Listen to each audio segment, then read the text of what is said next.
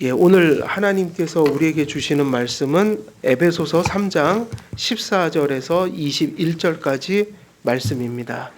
에베소서 3장 14절에서 21절까지 말씀입니다.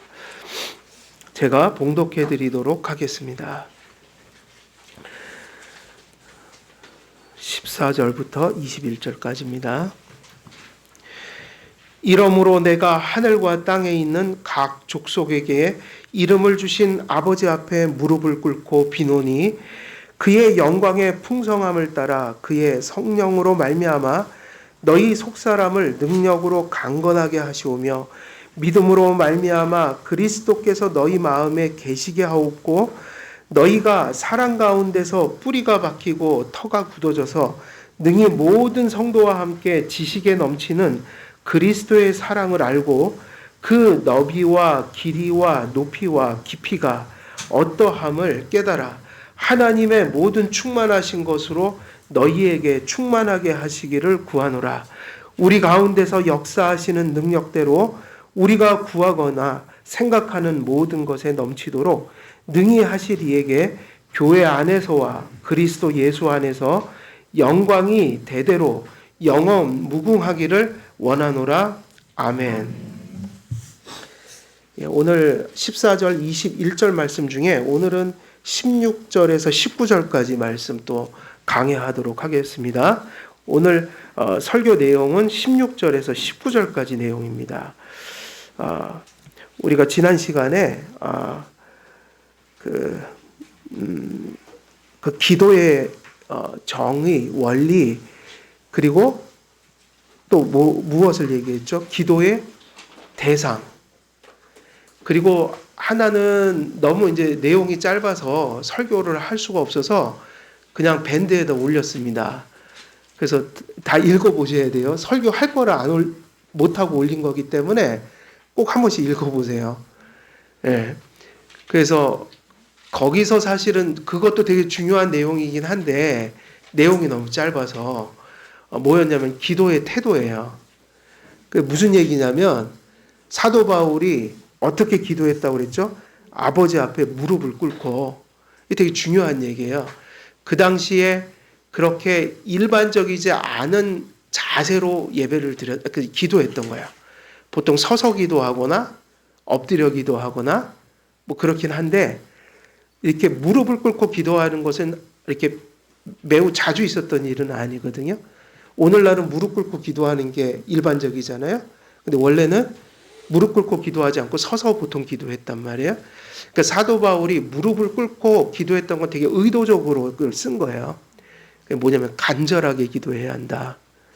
하나님의 뜻이, 언약의 약속이 정말 믿음으로 받아들여졌다면 우리는 그 하나님의 말씀으로부터 받은 약속을 어떻게 해야지 맞습니까? 진지하게 받아들이는 게 맞겠죠? 하나님 말씀을 당연히 진지하게 받아들여야죠. 그리고 기도의 대상이 누구라고 그러셨어요? 아버지잖아요. 하나님 아버지. 대상을 똑바로 안다면 우리의 기도의 태도는 바뀌어질 수밖에 없어요. 그래서 제가 드리고 싶은 건 이거예요. 오늘날 이런 말이 많이 떠돌아요. 본질은 중요하고 비본질은 중요하지 않다. 그럼 아주 말도 안 되는 소리예요. 본질이 중요해서 그 본질에 따라서 비본질이 정해지는 거예요. 그래서 교회가 하나님 말씀이라는 본질을 어떻게 이해하냐에 따라서 예식이 달라진다고요. 예배 형식이 달라져요. 그러니까 형식은 의미 없는 게 아니라 정신과 본질을 담은 것이어야 되니까 본질이 비본질에 다 반영이 되는 거죠. 근데 요즘에 계속 그런 거를 합리화하려고 그 얘기를 쓰는 거예요. 하나님 말씀을 바로 알면 되지 형식이 뭐 중요해. 형식이 중요하죠. 그가 생각하는 게 형식으로 나타나니까요. 그래서 예배 드릴 때 우리의 겉모습도 중요해요? 안 중요해요? 우리 태도요. 외적으로 나타나는 태도. 심지어는 오늘날 거기까지 갔잖아요. 교회 안 가면 어때? 마음으로 믿으면 되지. 그냥 마음으로 내가 잘 믿으면 되지. 말도 안 되는 궤변이라고요. 왜냐하면 마음속에 하나님이 분명한데 어떻게 교회를 안 나옵니까? 어떻게 교회를 함부로 여깁니까? 있을 수가 없는 얘기예요. 이렇게 해야죠. 우리의 형식, 가시적인 교회가 보이지 않는 말씀이 가시화된 것으로 나타나야 한다. 그래서 성도들도 예배의 태도 속에 그 믿음이 드러나요. 예배 시간에 어떻게 예배를 드려야 합니까? 보면 알잖아요. 태도가 발라야 돼요. 하나님을 사랑하고 경외하는 마음이 태도 속에 나타나야 돼요. 그 눈빛 속에 나타나야 돼요. 예? 어떻게 하나님과 그 말씀의 본질을 가슴에 지닌 사람이 하나님 앞에 예의 없이 하나님 앞에 태도를 취할 수 있냔 말이에요? 그럼 말도 안 되는 소리예요. 그래서 그게 일종의 표리부동이다. 우리가 추구하는 거는 내면적인 게 가시화돼야 된다는 거야. 그래서 그것이 할 수 있으면 일치되도록. 네. 그래서 우리가 태도를 얘기했고요. 태도를 얘기는 못했지만 그걸 올렸어요. 그러니까 안 읽은 분들은 읽으셔야 돼요. 왜냐하면 그건 설교니까 설교문을 올린 거예요. 못해 시간이 너무 이게 양이 너무 작아요. 그게. 그래서 그 대지를 자르고 다음 이제 본문으로 들어가서 16, 19절. 자, 16절에서 19절은 무슨 내용일까요? 이 대지의 제목은 이제 그렇게 나오는 거예요. 기도의 뭘까요? 내용이에요. 내용. 무슨 내용으로 기도해야 하는가? 우리에게 사도 바울은 기도의 제목은 수없이 많지만 그 중에도 성도들이 반드시 기도해야 될 중요한 내용을 담고 있다 이거예요. 이 안에 마치 예수님께서 주님이 가르쳐 준 기도로 기도의 원리를 가르쳐 준 것처럼 사도 바울의 이 기도 속에는 그 내용에 정말 우리가 꼭 기도해야 될 내용을 여기 담고 있다. 성도들이 교회를 위해서 뭘 기도해야 될 것인가? 자, 첫 번째 우리가 이제 그래서 여기서 기도의 내용. 그래서 여기서 이 16절 19절에 나온 이 기도의 내용을 가리켜서 매튜 헨리는 바울이 이 기도한 내용을 복 중의 복으로서 우리 각자 역시 우리 자신과 우리 동료들을 위해서 가장 절실하게 기도해야 할 제목이다 이렇게 얘기했어요. 매튜 헨리도. 그러니까 이 본문에 있는 기도는 우리의 기도가 되어야 한다는 얘기죠. 그죠? 괜히 성경에 써놓은 게 아니겠죠. 그래서 여러분들이 교회를 위해서 무슨 기도하지? 뭐 생각이 안 나네. 이러면 이 성경책 읽으면 답이 나오거든요. 네, 그래서 수요일 날 기도하든 또 이렇게 나올 수 없어서 집에서 기도하시든 이 기도 제목을 붙들고 한결교회를 위해서 기도해 주셔야 되는 거죠. 네. 어떤 분은 그런 얘기 하시는 분도 계세요. 뭔 기도할지 잘 모르겠대요. 교회를 위해서 기도하려면 막연하대요. 근데 막연하니까 성경을 봐야 돼요. 성경책 보면 나와 있거든요. 뭔 기도를 해야 할지. 예. 지금 그 기도 중에 첫 번째가 뭐냐면 무슨 기도일까요? 우리가 하나님 앞에 기도할 때 그리고 서로를 위해서 기도할 때 나를 위해서 저들을 위해서 하나님 이런 은혜를 주십시오 라고 기도할 때 무슨 기도를 사도 바울은 제일 먼저 했을까요?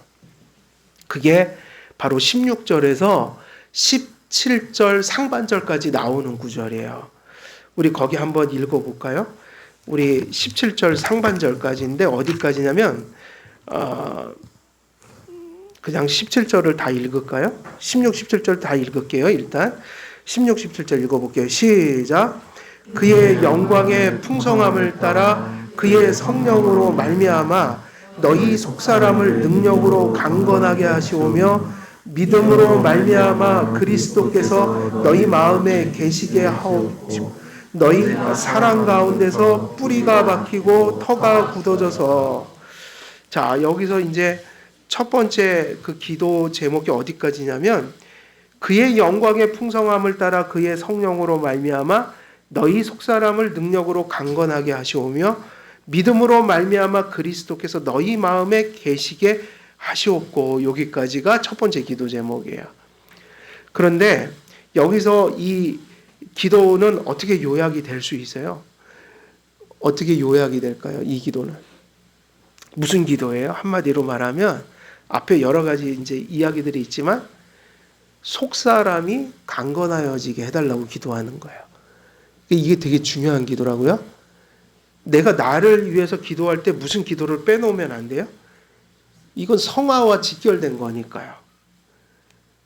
속 사람이 강건해지도록. 우리가 하루를 살아갈 때 많은 걸 필요로 하면서 살아가잖아요. 그죠? 근데 사실 다 필요한 건 맞아요. 그죠?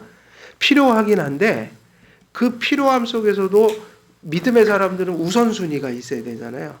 기도할 때 시급한 거, 더 중요시 여겨야 되는 거. 우리는 다른 필요도 다 구해요. 영적인 것도 구하고 육적인 것도 구합니다. 현실적인 것도 구합니다. 그러나 우선순위가 있어야 되잖아요. 가장 절실하게 바라는 거. 그게 그 사람의 신앙의 1번지라고요. 그럼 우리는 무릎 꿇으면 무슨 기도부터 나와야 된다는 얘기예요? 다른 필요가 많지만 이게 가장 시급한 거라는 거예요. 뭐냐? 내 속사람이 강건해지는 거. 이게 다른 말로 표현하면 이렇게도 표현될 수 있어요. 속사람이 건강해지는 거. 속사람이 바르게 되는 거. 내 속사람이 건전해지는 거. 이게 여러 말로 표현할 수 있어요. 그러면 이런 기도를 하는 사람들이 왜 믿음의 사람들이냐? 항상 기도는요, 소원하고 필요가 있어서 하는 거잖아요. 여러분, 소원이라는 것이 하나님께는 적용되는 말일까요? 안 되는 말일까요? 하나님이 뭘 소원하신다. 있을 수 있는 얘기일까요? 없는 얘기일까요? 없어요. 하나님께서는 절대자고 완전자고 뭘 필요로 하지 않기 때문에 뭘 소원할 소원 이런 말을 적용할 수가 없어요. 소원은 누가 하는 거예요? 우리가요. 우리는 육신도 약하고 영혼도 약하고 하루 살아가면서 부딪히는 것도 많고 조금 걸어가다 보면 지치고 넘어지고 이게 우리 모습이거든요. 이게 현실이니까 뭘 소원한다는 건 항상 결핍이 있는 존재에게 소원이 있거든요. 그러니까 우리는 뭐가 사실은 가득 찬 존재들이에요? 소원, 소망. 그래서 고린도전서 보면 우리에게 세 가지 덕목이 나오잖아요. 소망과 사랑과 그 다음에 소망. 그죠? 세 가지. 믿음과 소망과 사랑이죠. 믿음, 소망, 사랑. 그 중에 하나가 뭐예요? 다 믿음과 연관된 건데 소망. 결핍된 존재거든요. 구원받았다 해도 이제 완성된 게 아니야, 아직. 끝까지 가야 돼요, 지금. 저 목표를 향해서. 그러니까 기도한다는 건 뭐를 깨닫는 사람이 기도하고 사는 걸까요? 기도는 누가 하는 걸까요? 결핍을 아는 사람. 그래서 무슨 심령을 가진 사람이 복되다고 그랬을까요? 심령이 가난한 자는 복이 있나니 심지어는 그들만이 천국이 저희 것이라고 그랬어요. 천국은 누가 가는 거예요? 이게 무서운 얘기예요. 심령이 가난하지 못하면 천국 못 간다는 얘기 아니에요.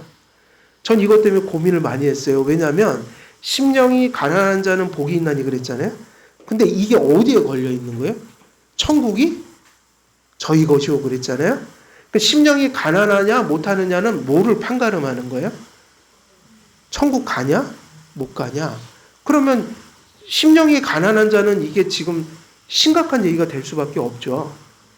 이 얘기하는 거잖아요. 내 심령이 가난하지 못하면 어디 못 간다는 얘기예요? 천국에. 우리 믿음으로 구원받는다고 하죠. 그래서 믿음은요, 마음이 가난한 사람이 갖는 게 믿음이라고요. 그래서 이게 천국과 직결된 거고 믿음을 얘기하고 있는 거예요. 믿음은 어떤 사람이 갖는 거죠?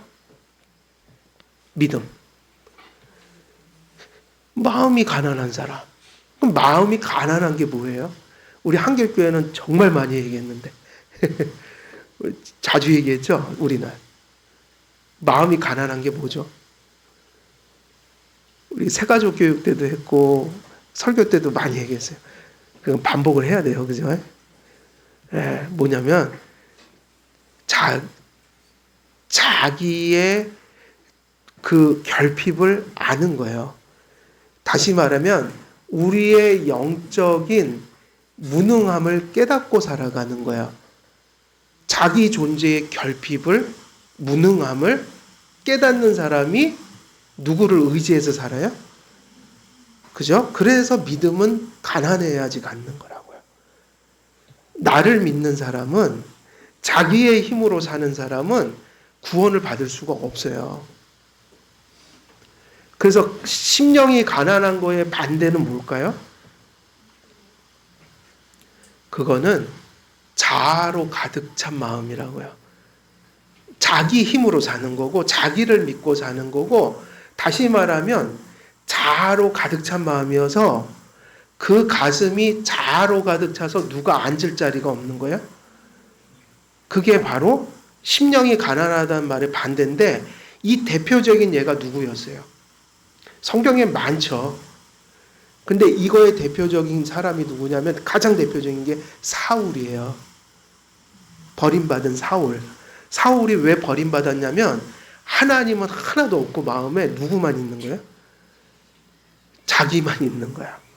그러니까 한마디로 자기가 자기 인생의 주인이 돼서, 하나님이 너 저기 사무엘 올 때까지는 네가 제사장 아니니까 제사 지내면 안 돼 그랬잖아요.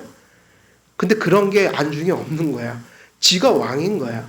그러니까 사무엘이 안 왔는데 지 뜻대로 제사 지내다가 어떻게 됐어요? 버림을 받았어요. 근데 그거는 빙산의 일각이에요. 이미 오래전부터 그렇게 가고 있었고, 그게 이렇게 나타난 거야. 그래서 예수님께서 성화를 그렇게 얘기했거든요. 제자도를. 기독교에서 제자도가 뭐냐 그러면, 날마다 제 십자가를 지고 누구를 부인하라? 자기를 부인하는 것만이 누구를 좇을 수 있는 자격이 되는 거예요.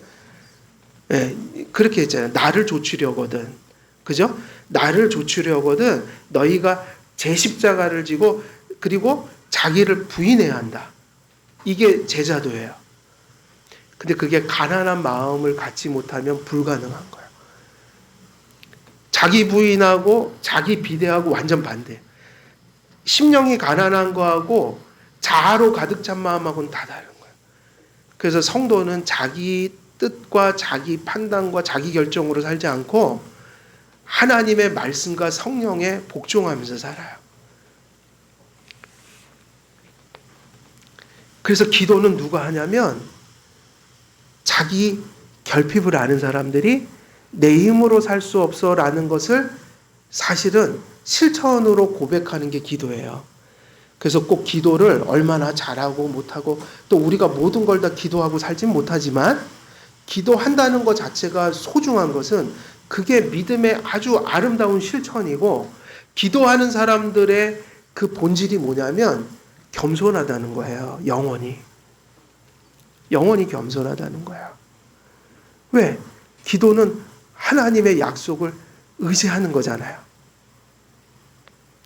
그래서 기도는요, 기도 그 자체로 너무 소중해요.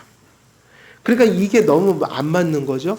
예수님이 바리새인들의 기도를 엄청나게 책망했잖아요. 책망한 이유가 그거예요. 기도는 원래 겸손과 가까운 것이고 심령이 가난한 것의 드러남인데, 바리새인들은 기도를 자기 자랑으로 삼았단 말이에요. 기도를 자기 의로 삼았단 말이에요. 기도를 자기를 높이는 데 사용했단 말이에요. 기도를 다른 사람에게 보이려고 했단 말이에요. 그러니까 기도를 드릴 때마다 자아가 비대해지는 거예요. 내가 어떤 사람보다 더 기도 많이 하고 나는 의롭고, 이렇게 된 거예요. 그러면 기도의 정신을 기도로 파괴하고 있으니 예수님이 얼마나 화가 나시겠어요. 그래서 그 얘기를 하신 거예요. 이 독사의 자식들아. 그러면서 산상수훈에서 계속 말씀하시는 거예요. 바리새인들은 이렇게 기도하나 그러나 나는 이렇게 이야기한다. 은밀한 중에 보신 아버지 하나님께 기도하라. 아버지 하나님께 은밀한 중에 자기 결핍을 알아 간절한 마음으로, 의지하는 마음으로 기도한다. 그래서 속 사람을 강건하게 하옵시고라는 기도를 한다는 거는 이게 우리에게 아까 그 얘기죠. 기도는 우리의 필요를 위해서 하는데 필요는 너무너무 많고 다 해도 돼요. 그죠? 그러나 정말 우선순위적인 게 있다. 뭐에 대한 결핍을 가장 우리는 많이 깨닫고 살아야 할까요? 우리가. 자기 속사람의 연약함이죠. 우리 속사람이 정말 바르게 서는 게 너무 어렵다는 얘기예요. 요즘에 TV 같은 데 보면 뭐 요즘에 그런 거 나오죠. 금쪽 같은 내 새끼 뭐 이런 거 해갖고 뭐 아이들 요만한 우리 가은이만한 아이들 이렇게 막 행동하는 거 보여주는데 그거 보면 기가 막혀요. 7살짜리 뭐 6살짜리 5살짜리가 엄마한테 2년 전년 욕하고 보셨어요? 좀 보세요. 텔레비도 좀 보셔야 돼요. 지금 세상이 어떻게 텔레비를 즐기란 얘기가 아니라 좀 보고 세상이 어떻게 돌아가는지를 알으셔야 합니다. 현실이 어떤지를. 텔레비 안 보는 것도 너무 자랑으로 삼지 마세요. 너무 텔레비 안 보고 또 세상을 어떻게 합니까, 우리가. 뉴스 같은 것도 좀 보셔야 해요. 근데 기가 막힌 게 나온다고요. 거의 그걸 보면 그 얘기가 절로 나올 수밖에 없어요. 정말 주님이 오실 때가 가까워왔구나. 이 정도로 인간의 심성이 망가져가고 있구나. 그 어린 아이들이 보통 이제 그러는데 그 어린 아이 같은 일들이 또 보면 어른들 속에 똑같이 나타나는 거예요. 그 어린 아이들이나 할 수 있는 그 행동. 그게 어른이나 아이들이나 차이가 없어요. 아이들이 왜 그런 거 보셨어요? 막 길바닥에서 뭐 안 사준다고 뒹굴면서 엄마 욕하고 막 발길질하고 뭐 이렇게 애들이 부모를 때리나 모르겠어요, 요즘에. 발로 차고 엄마한테 아빠한테 욕하고 뒹굴고. 근데 가끔 어른들도 똑같이 행동한다니까요. 뭐 안 사준다고 마트 앞에서 뒹구는 아이들의 그 어린아이 같은 일들이 요즘에는 너무너무 성인들에게 많은 거예요. 그 성품이. 예전에는 그게 분명했죠. 아이는 아이고 어른은 어른이다. 그래서 어른은 어른 같았다니까요. 그런 거 못 느끼세요, 요즘에? 성인이 사라진 것 같아요, 요즘에는. 그래서 예전엔 그랬잖아요. 어른답게 행동하시오. 그리고 이제 네가 이제 성인이 되니 진짜 어른 같구나. 뭐 그런 거. 이게 분명해요, 이게. 예전에는 좀. 그래서 근데 요즘에는 어른이나 아이들이나 거의 이게 뭐 이런 3살짜리 아이들한테 나오는 행동들이 성인들 속에서 거침없이 나온다. 사회생활 하다 보면, 회사 생활 하다 보면 아마 많이 볼지도 모르실 거예요. 그런 사람들. 되게 중요한 얘기예요. 그걸 보면서 참 느끼죠. 야, 속사람이 얼마나 지금 망가졌으면 저러고 살까. 그러면서 또 내 자신을 돌아보면 저 어린아이와 같은 저 망가진 성품들이 또 우리 속에는 없냐 그러면 또 없지 않아 있어요. 예, 그 어린아이 같은 속사람이 자라질 않고 있구나. 어떤 영역에서는. 예, 어떤 영역에서는 저도 어린아이 같을 때가 있다. 그건 뭐냐. 그 속사람의 그런 성품, 그런 영역이 아직도 뭔가는 극복되지 않고 있는 내 모습을 보는 거예요. 근데 그걸 봐야 돼요. 그걸 보면은 뭐 할 수밖에 없어져요? 뭐 할 수밖에 없어질까요? 자기의 그 어린아이 같은 모습을 발견하게 되면 내 속사람을 발견하는 순간 정말 회개할 수밖에 없어요. 창피하고 죄송하고. 그래서 그 기도가 나오죠. 하나님, 내 속사람을 좀 변화시켜 주옵소서. 그래서 속사람이 뭔지를 좀 의식하고 살아야 되고요. 우리의 속사람이 얼마나 부족한가. 또 이 죄성과 우리 내부에 있는 죄성과 이 세상의 풍속 속에서 우리 속사람이 얼마나 부딪혀 살 수밖에 없는 환경에 놓여 있는가 지금. 관리하지 않고 돌보지 않으면 우리도 아까 그 얘기 있죠. 뭐 그런 아이들 보면서 야 저거 정말 참 과간이다. 근데 우리도 그렇게 된다니까요. 우리도 영혼을 돌보지 않으면 이게 목양이 중요하죠. 공적인 의미에서는 교회가 바르게 서서 바른 목양으로 성도들을 목양해야 되고 속사람을. 그리고 본인들도 어떻게 해야 되는 거예요? 자신들도 자기가 스스로 자신의 영혼을 가꾸고 살아야 되는 거예요. 이 세상에 손을 타지 않는 게 뭐 있나요? 저는 아예 포기해버린 게 있어요. 뭐 식물을 키우거나 화초를 키우는 거 이런 거 안 해요. 저는 아주 그런 거를 죽이는 킬러예요. 우리 교회에 어떤 분이 뭐 돈나무 있죠, 돈나무. 큰 거예요. 엄청 이만해. 그것도 죽였어요, 제가. 그것도 죽이고, 근데 하나를 죽인 게 아니라 그만한 거 2개를 죽이고, 저기도 몇 개 화분 있다가 다 죽이고, 저기 지금 커피포트 옆에 요만한 거 하나 자랐어요. 저 이따 보세요. 저기 우리 교회 저기. 왜 그러냐? 그렇게 못 가꿔요, 식물을. 다 죽여요, 다 죽여요. 이게 손이 안 가면요, 다 죽어요. 여러분, 생업도 마찬가지 아니에요? 생업도 부지런한 만큼 사실은 결실을 거두는 거지 저절로 오는 게 아닙니다. 저는 그렇게 생각해요. 뼈를 깎는 노력들이 있는 거예요. 생업 속에. 근데 영혼이라는 것도요, 더 어려워요, 영혼은. 이게 보이지 않는 영역이잖아요. 영혼을 함부로 내팽겨쳐 놓으면 무서워지는 거예요. 사람이 망가져 간다고요. 교회에서 목양하고 스스로 자기 속사람을 소중히 여겨야 돼요. 그래서 그것을 내 믿음을 위해서 열심히 노력해야 합니다. 노력해야 해요. 그것을 내팽개쳐 놓으면 똑같아요. 속사람이 절대로 자라갈 수가 없어요. 그래서 사도 바울이 드린 첫 번째 간구의 내용이 뭐냐면 강건하게 되는 것이었죠. 강건하게 되는 것. 강건하게 하시오며 그랬어요. 이 강건하게 하시오며라는 동사는 이것이 강하게 되다, 커지다, 성장하다 뭐 이런 의미를 담았어요.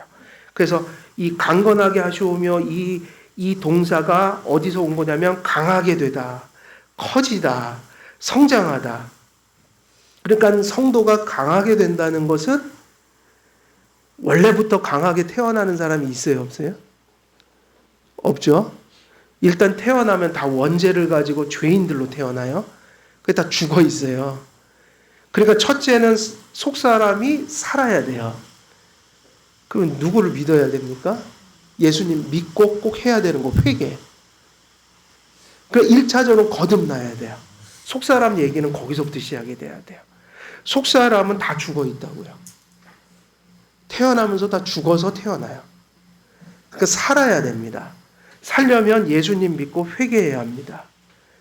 그래서 살아났어요. 근데 이 속사람이 이 세상에 완전한 사람이 있어요, 없어요? 거듭나도. 없죠? 그러니까 일평생 우리의 싸움은 속사람이 어떻게 되는 거예요? 강하게 되는 건데, 이 강하게 된다는 말이 다른 말로 표현하면 다 부족한 게 사실이잖아요. 그죠? 부족하잖아요? 불완전하잖아요? 그러니까 자라가야 된다, 이 얘기예요. 강하게 된다는 얘기예요. 완전하다는 의미도 아니고 완전할 수도 없지만 우리에게 있어서 최고의 완전은 진보하는 거예요. 그래서 성도가 자라간다는 얘기고 성장하여 진보한다는 의미와 같아요. 그래서 바울은 에베소 성도들이 성장하고 진보할 수 있게 하는 영적 능력을 구한 겁니다. 날마다 순간마다 회개하고 믿음이 커져서 성장하고 진보하고 강해지도록 기도했던 거예요. 그런데 사도 바울은 강하게 되어야 할 대상을 무엇이라고 언급했죠? 뭐가 강해져야 되는 거예요? 속사람이. 이 속사람은 두 가지 단어가 합쳐진 거예요. 아내라는 말하고 속에라는 말하고 그리고 사람이란 말이 합쳐져서 속사람 이렇게 됐으니까 이것은 어떤 사람이냐면 겉사람하고 대조되는 사람이에요. 겉사람이 아니라 보이지 않는 내면적이고 인격적인, 다시 말하면 하나님께서 거듭나게 하신 내 내면적 인격 내지 자아 내지 사람. 그래서 이 속사람을 가리켜 칼빈은 영혼의 영적 생명을 포함한 의미에서 영혼이라고 이해했고요. 이 속사람이 뭔가 영혼인데 뭐를 포함하죠? 그냥 영혼이 아니라 에베소 성도들의 속사람은 거듭난 속사람이잖아요. 교회니까. 그러니까 생명을 부여받은 믿음으로 생명을 지닌 속사람, 영혼. 그리고 매튜 헨리도 이렇게 얘기했어요. 속사람을 마음 또는 영혼이라고 표현했고, 박윤선 박사는 속사람을 영혼에 거듭난 생명이라고 얘기했고, 이렇게 이야기한다면 일단 마음이라는 것은 뭐냐? 우리 존재의 가장 깊은 곳이에요. 중심이에요. 그러니까 영혼을 조직신학자들은 그렇게 정의한다고요. 우리 마음이 뭐냐고 물으면 그래서 이 얘기하죠. 속사람 혹은 마음을 지키라. 이 얘기하면 마음은 뭐죠? 우리 존재의 가장 깊은 뭘까요? 중심. 그래서 마음이 허물어지면 중심이 허물어지는 거예요. 그래서 모든 것을 다 가졌는데 마음 하나가 망가졌어요. 그러면 이 삶은 어떻게 되는 거예요? 망가진 거예요. 그 모든 것을 가졌을 때 마음이 허물어지면 그 모든 것이 무서워지는 거예요. 왜냐? 중심이 잘못됐기 때문에 그 가진 모든 것들이 잘못 가는 거예요. 예를 들면 마음이 삐뚤어진 녀석이 공부만 잘하면 세상을 이롭게 할까요? 악하게 할까요? 악하게 한다고요. 지금 세상을 어지럽히는 게 누굽니까? 배운 사람들 아니에요. 힘을 가진 사람들. 지금 뭐 민초들이 세상 어지럽히나요? 저기 뭐 법관이니 뭐 국회의원이니 대통령이니 뭐 장관이니 이런 사람들이 어지럽히는 거 아니에요, 지금. 민초들이 그렇게 세상을 어지럽히고 있어요, 지금? 왜냐하면 그 사람들은 책임감을 가져야 돼요. 왜냐하면 다른 사람들보다 많은 권력을 가졌잖아요? 근데 마음이 잘못되어 있으면 그게 무서워지는 거라고요.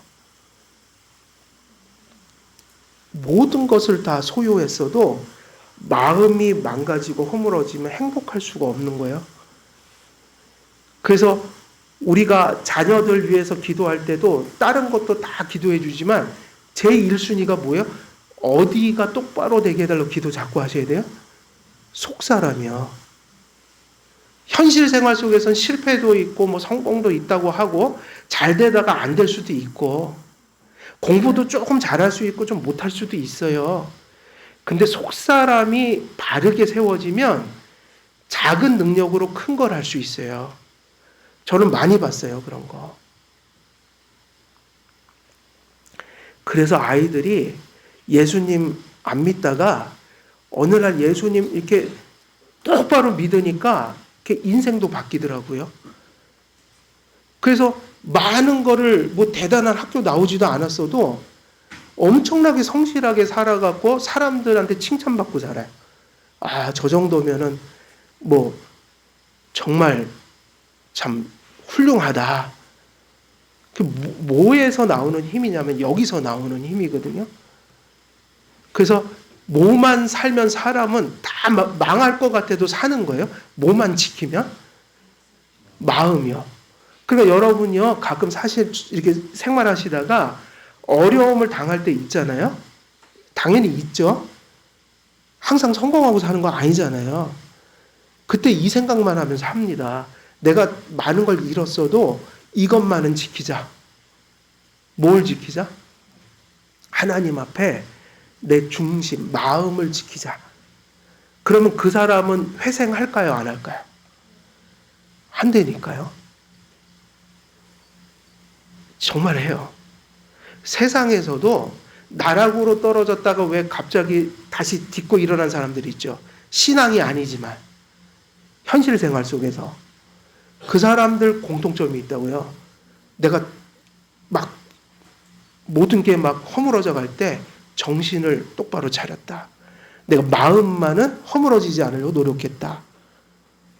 그 세상 일 얘기하는 거고, 신앙인들은 믿음을 가지고 내 마음을 지키면 아무리 엄청난 일들이 막 하늘이 무너져도 반드시 솟아날 구멍이 생겨요. 그래서 성경은 늘 그랬죠. 무릇 무엇을 지키는 자는 누구보다 낫다고 그랬어요? 맞습니다. 마음을 지키는 자는 용사보다 낫다. 용사보다 나은 거예요. 그래서 진짜 강한 사람은 마음을 바르게 갖는 사람이에요. 그 순간순간 마음을 선하게 갖는 사람이에요. 근데 어떻게 하냐면 믿음으로, 성도들은 믿음으로 내 마음을 지킨다. 그럼 뭐가 있냐면 소망이 생겨요. 왜? 하나님의 약속이거든요. 그래서 속사람은 이렇게 요약될 수 있어요. 하나님을 믿고 회개해서 성령이 내주하고 예수께서 내주하셔서 새 생명을 받은 거듭난 사람을, 속사람을 의미하는 거예요. 여기서 속사람은 거듭난 자의 마음이에요. 영혼이에요. 그러므로 사도 바울의 첫 번째 기도의 내용은 하나님께서 그리스도 안에 거듭나게 하시어 그리스도의 몸의 지체가 되게 하신 에베소 성도들의 인격의 내밀한 중심을 자라고 성장하여 강하게 되도록 해달라는 그런 기도였던 것입니다. 그래서 이 속사람이 강건하여진다. 다른 말로 표현하면 여러 가지로 표현될 수 있어요. 하나님의 형상이 내 마음속에 계속 닮아갈 수 있도록 자라가게 해주소서. 그 얘기는 무슨 의미겠어요? 내가 나의 지와 정과 의 속에 하나님의 형상이 가득하게 해주소서. 하나님의 형상은 뭐냐면 내가 생각하는 것과 의지하는 것과 내 정서가 올바름으로, 하나님이 주시는 올바름으로 가득해지는 것을 형상이 회복됐다고 하는 거예요. 그러니까는 내 생각이 깨끗해지고 지혜로워지고 바라질 수 있도록 해주옵소서. 내가 의지하고 뜻하는 것이 하나님이 기뻐하시는 것과 일치되게 하여 주옵소서. 내 정서가 하나님 앞에 적합하게 이렇게 반응할 수 있도록 인도해 주옵소서. 다시 말하면 내 전 인격이 하나님을 똑바로 지향할 수 있는 그 믿음이, 내 마음이 자라갈 수 있게 해 주옵소서, 이 얘기예요. 그래서 그렇다면 왜 이 기도가 에베소 성도들에게 절실한 기도가 되어야 했고, 지금 사도 바울이 앞에 보니까 어떻게 기도를 했다고 그랬어요? 아까 조금 말씀드렸잖아요. 아버지 앞에 사도 바울이 어떻게 했다고요? 무릎을 꿇고, 서서 해도 되고 엎드려서 해도 되고 다 되는데 왜 하필이면 엎드려서 꿇어서 하나님 앞에 무릎을 꿇고 기도했는가? 그거는 간절한 마음을 지금 나타내고 있는 거예요. 그러니까 에베소 성도들의 속사람을 강건하게 하시옵고를 어떤 마음으로 지금 기도하고 있는 거예요? 간절하게. 그래서 여러분, 교회는 기도해야 합니다. 우리는 뭐 플랜카드 붙여놓고 막 그렇게 기도를 안 하죠. 그러니까는 이렇게 자발적으로 정말 성실하게 기도 많이 하십시오. 그래서 여러분이, 우리 회중들은 장로님과 목사를 위해서 기도를 어떻게 해주셔야 돼요? 간절하게. 여러분, 장로님과 목사를 위해서 성도님들은 반드시 기도해 주셔야 돼요. 의무예요. 목사를 위해서 장로님을 당회를 위해서 기도해 주셔야 됩니다. 뭐를 기도하라는 거예요, 지금? 속사람이 강건하여질 수 있도록 교회를 목양하는, 그죠? 이 당회가 속사람이 강건하여질 수 있도록. 그리고 장로님과 목사는 늘 누구를 위해서 기도해야 합니까? 성도님들에게 똑같아요. 우리 성도님들의 속사람이 강건하여질 수 있도록. 그래서 서로가 간절하게 기도해 줘야 돼요. 왜냐하면 이게 간절한 지금 우리의 필요한 거예요. 그죠? 기도해 주셔야 합니다. 어떻게 기도 좀 해 주시고 계십니까? 아유, 감사합니다. 정말 감사합니다. 네. 그래서 에베소 성도들에게 왜 그 하나님 아버지 앞에 무릎을 꿇고 기도했냐면 이게 정말 간절한 기도였기 때문이에요. 그래서 에베소 성도들의 속사람이, 그들의 거듭난 속사람이 여전히 목 가운데 있어요? 여죄 가운데 있고, 또 세상은 끊임없이 그 속사람이 하나님을 바라보지 못하도록 끊임없이 그 시야를 가리는 것으로 세상은 가득하니 어떻게 되는 거예요? 기도할 수밖에 없다. 기도해 주어야 한다. 모두가 서로를 위해서 기도해 주어야 한다. 어쩌면 교회가 세워지는 이유는 그것 때문인 거예요. 우리가 서로를 위해서, 속사람을 위해서 기도해 줄 수 있는 곳이 어디밖에 없어요. 뭐 저기 세상에 어떤 뭐 삼성그룹에 들어가면 해주겠어요? 뭐 현대그룹에 들어가면 해주겠어요? 아니잖아요. 어디서만 할 수 있느냐? 교회 안에서만 지체들이 서로 그렇게 교제할 수 있는 거예요. 그러니까 성도의 교제가 침묵이 아니에요. 성도의 교제는 침묵회가 아니라 영적 교통이라고요. 같은 말씀을 같이 들으며 일치되고, 그리고 그 받은 말씀을 가지고 서로를 위해서 기도해주는 영적 교통이 교회의 교제예요. 교회들이 자꾸 오해해요. 자꾸 무슨 뭘 만들어갖고 뭐 친목회처럼 그렇게 해야지 친해지고, 그게 성도의 교통이 아니라 같은 말씀을 한 마음으로 받고, 그리고 그것을 받은 그것 속에 일치하며 서로를 위해서 기도해 줄 때 성도의 교제의 가장 본질적인 게 나타나고 있는 거예요.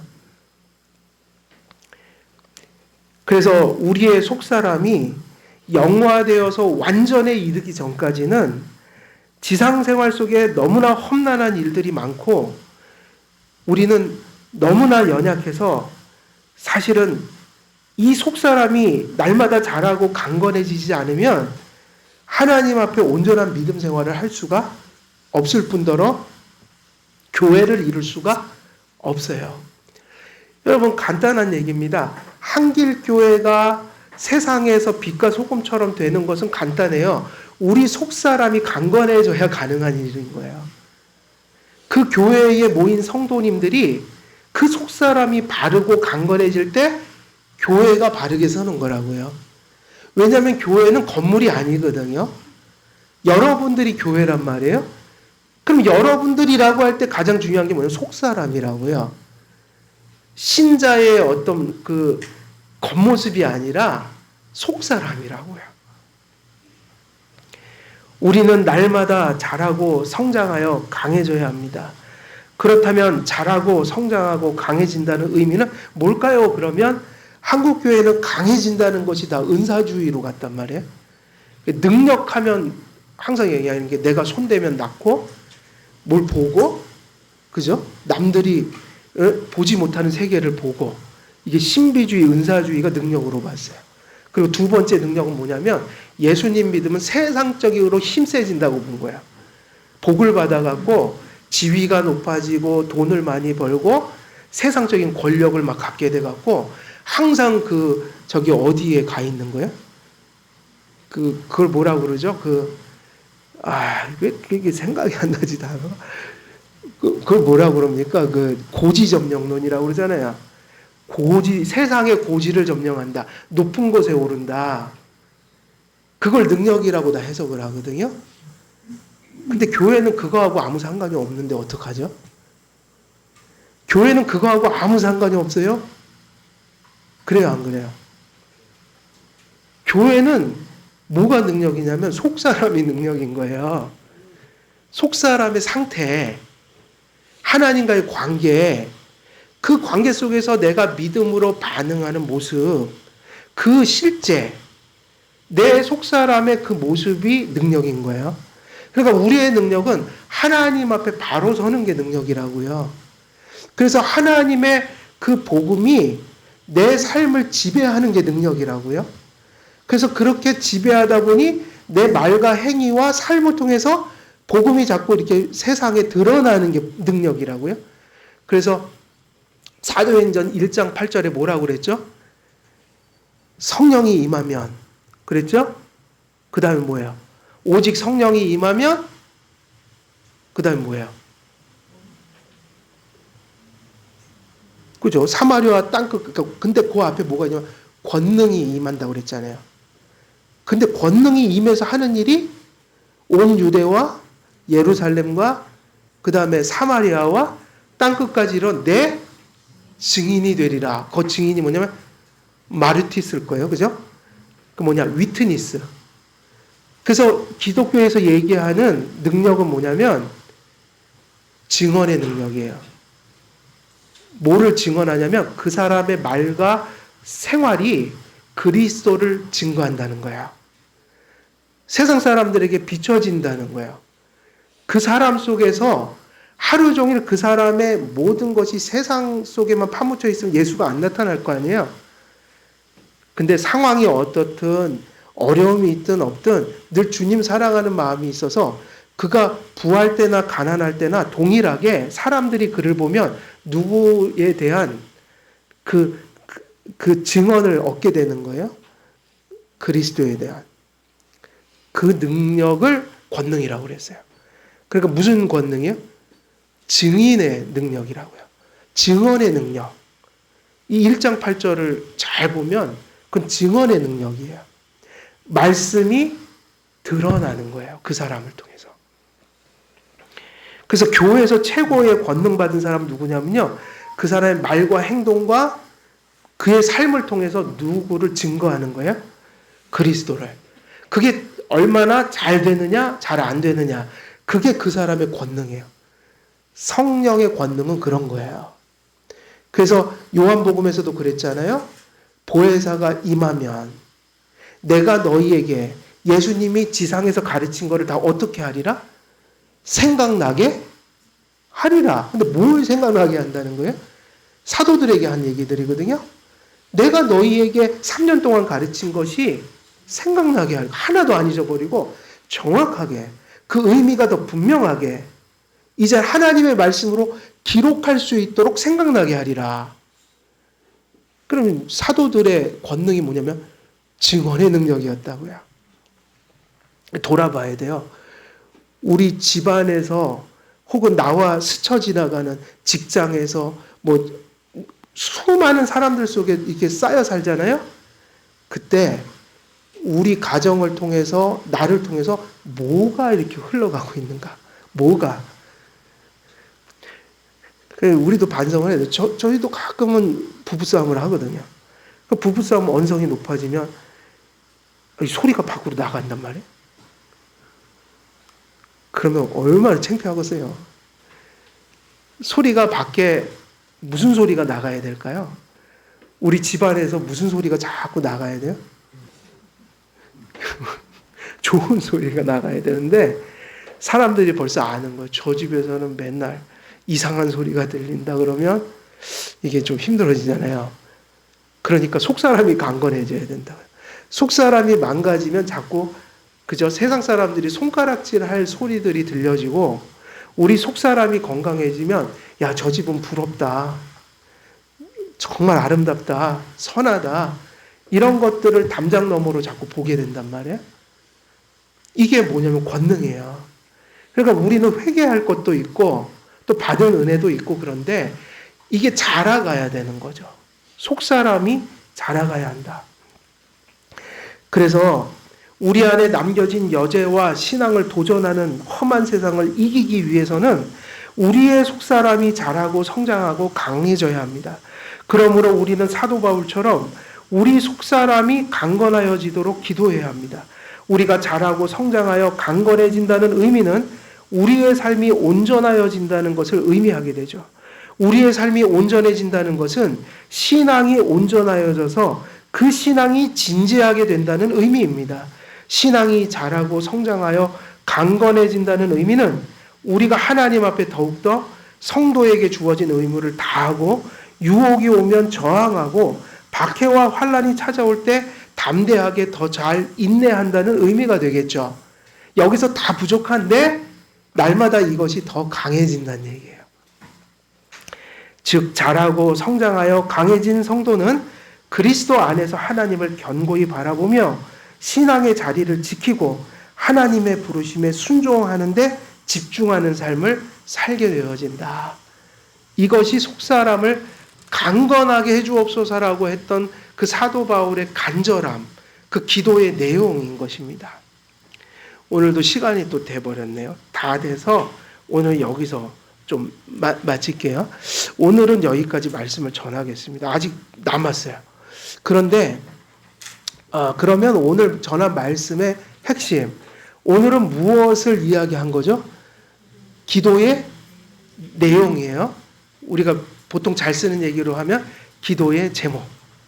여러분 벽에다가 기도 제목 하나 써놓으세요. 1. 속사람을 강건하게 해주옵시며. 그럼 이 속사람이 강건해진다고 할 때 이 속사람이 뭐죠? 거듭난 우리의 영혼과 마음이에요. 거듭난. 그 영혼이, 그 마음이 어떻게 돼야 된다? 강해지고 자라고 성장해야 된다.